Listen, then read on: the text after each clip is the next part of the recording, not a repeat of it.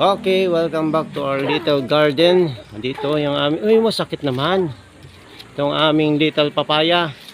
Yan may tatlong pahinog na. Huwag naman sana tayong mauna ng ating mga dumadaan.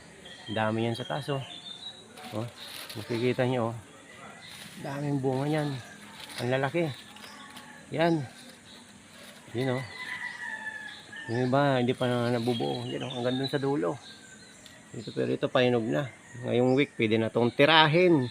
Yan, isang tip ko pala sa inyo, mga ka-farmer. Yan, ka-farmer mga Jollibees na kapag nagtanim kayo ng papaya, pag nagsimula na siyang namumunga, wag niyong tatanggalan ng dahon.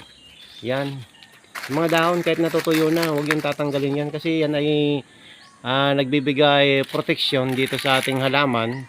Lalo na ngayon na tag-init, na para hindi, kumbaga, hindi mamadali yung pag-inog na sinasabing matutuyo yung ating bunga.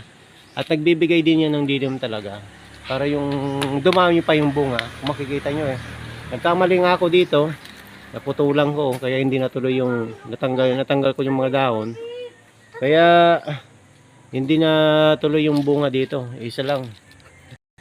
So yan, base yan sa aking experience, na wag dapat tatanggalan ng mga dahon. Okay? Para kung talagang, yun nga, para talaga tuloy-tuloy ang pamumunga niya. Yan po, maraming salamat. Hanggang sa susunod na ating vlog! Welcome to Jollibees! Ito pala yung pinakagwapong bees sa buong nilalang. Okay, maraming salamat.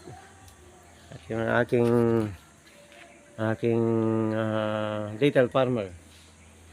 Ito po, God bless.